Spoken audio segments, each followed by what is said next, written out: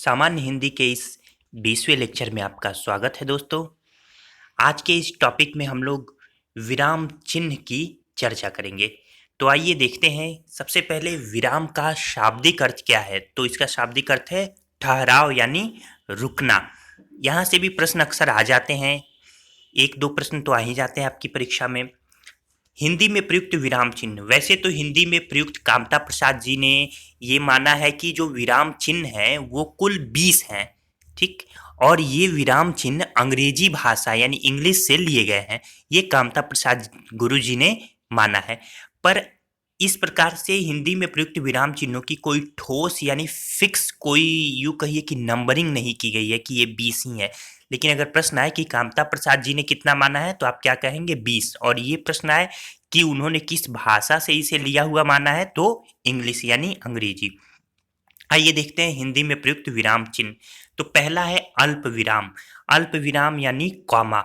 इस विराम चिन्ह का प्रयोग सर्वाधिक होता है। ज्यादातर इस विराम चिन्ह का प्रयोग व्यवहारिक रूप में भी आप जानते हैं, जैसे राम, श्याम और राधा, ठीक। तो राम के बाद क्या हो जाएगा, कॉमा, श्याम और राधा। तो इस तरीके से इसका प्रयोग होता है। मैं कुछ महत्वपूर्ण एग्जाम्पल भी नीचे दिखा दूंगा। अर्धविराम, अर्धविराम यानी सेमी कॉलन, एक बिंदी फिर नीचे कॉमा। तो करणवाचक क्रिया विशेषण में प्रयुक्त होता है ज्यादातर। सेमी कॉलन ये होता है यानी आपको एक वाक्य लगे कि पूरा हो जाए और दूसरा लगे कि अभी इसके साथ ये जुड़ा हुआ है। तो जैसे महात्मा गांधी जी ने देश के लिए योगदान दिया, ठीक। तो यहां पे आप चाहे तो सेमी कॉलन आगे लगाए, इसके बाद से उन्होंने भारत में चंपारण आंदोलन किया था। तो ये बीच में एक सेमी कॉलन हो गया, यानी दोनों सेंटेंस एक दूसरे से भी जुड़े हुए हैं लेकिन अपने आप में पूर्ण है। तीसरा है पूर्ण विराम यानी फुल स्टॉप।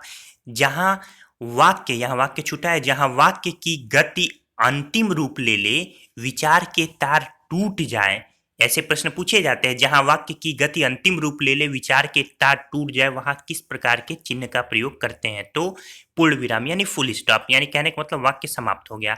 अगला है योजक चिन्ह यानी हाइफन, सामासिक चिन्ह भी कहते हैं। अगला है प्रश्नवाचक चिन्ह। हाइफन आप समझ सकते हैं, जैसे आप कहते ये कोई कोई वाक्य लिखे फिर डैश, फिर नीचे जैसे वाक्य के दो भेद हैं तो डैश, पहला दूसरा, फिर प्रश्नवाचक चिन्ह। तो प्रश्नवाचक प्रश्नों में आगे यानी साइन ऑफ इंटरोगेशन। फिर विस्मयादि बोधक चिन्ह, ये साइन ऑफ एक्सक्लेमेशन है, हर्ष, प्रसन्नता, इन सब के लिए, शोक वगैरह। फिर उद्धरण चिन्ह, उद्धरण चिन्ह यानी सिंगल इन्वर्टेड कॉमा, एक प्रकार से मान लीजिए इसको इन्वर्टेड कॉमा कहते हैं। जब किसी कथन को ज्यों का त्यों लिखा जाता है तो इन्वर्टेड कॉमा। और पुनरुक्ति सूचक चिन्ह, ये डबल इन्वर्टेड कॉमा यानी दोहरा उद्धरण चिन्ह। इन दोनों का भी जैसे सेंटेंस ज्यों का त्यों, नीचे मैं अभी आपको एग्जाम्पल भी दिखा दूंगा। फिर आइए इसके बाद है कोष्ठक, छोटा कोष्ठक, बड़ा कोष्ठक और मझिला कोष्ठक। एक प्रश्न पूछा जाता है, भूल सुधार हेतु किस कोष्ठक का प्रयोग या किस विराम, किस चिन्ह का प्रयोग किया जाता है।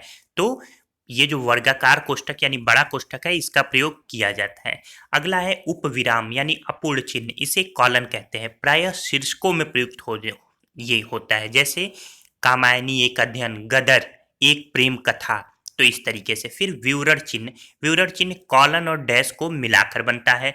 इसके बाद है लाघव चिन्ह। तो ये आप छोटा ओ देख रहे हैं यानी शून्य की तरह, ये है लाघव। प्रश्न पूछा जाता है संक्षिप्त यानी किसी बड़े अंश का संक्षिप्त रूप दिखाने के लिए कौन सा चिन्ह प्रयुक्त होता है, तो लाघव चिन्ह इंपॉर्टेंट है। फिर लोप चिन्ह, लोप चिन्ह यानी डॉट डॉट डॉट या प्लस प्लस, ज्यादातर डॉट डॉट डॉट ही इस्तेमाल होता है। जैसे किसी भी चीज की आपको या कोई वाक्य लिखिए उसकी पुनरावृत्ति करनी हो, या फिर आगे आपने जो पाठक हैं उनके विचार सोचने के लिए उनके लिए छोड़ दिया जाए तो डॉट डॉट डॉट का प्रयोग हो जाता है।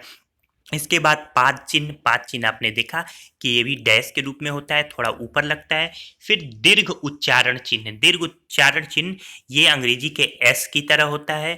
पाद बिंदु, ये अंग्रेजी के डिवाइडेशन यानी भागा की तरह होता है, भाग की तरह। फिर तुल्यता सूचक यानी इक्वल, और इसके बाद समाप्ति सूचक है, समाप्ति सूचक यानी एक डैश फिर शून्य फिर डैश, या अंग्रेजी में वो भी कह सकते हैं। तो ये है समाप्ति सूचक चिन्ह।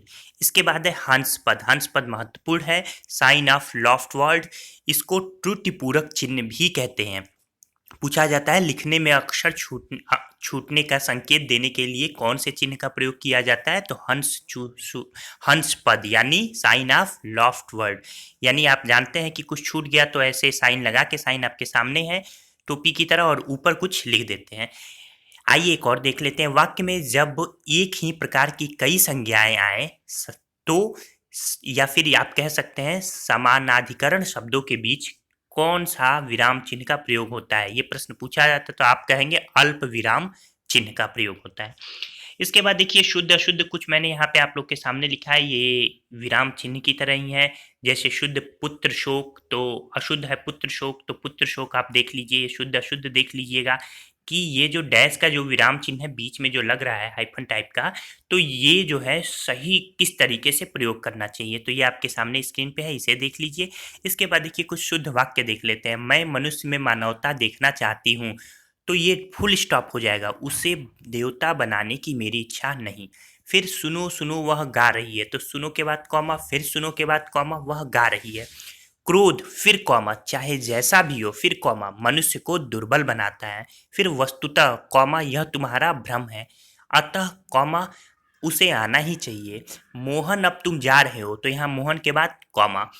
फिर देवियों और सज्जनों याद रखें देश पर संकट है, तो देवियों और सज्जनों एक तरफ, फिर ये कॉमा, याद रखें, फिर कॉमा, देश पर संकट है। फिर हे ईश्वर, ये हो गया आपका विस्मयादि बोधक। फिर सबका कल्याण हो।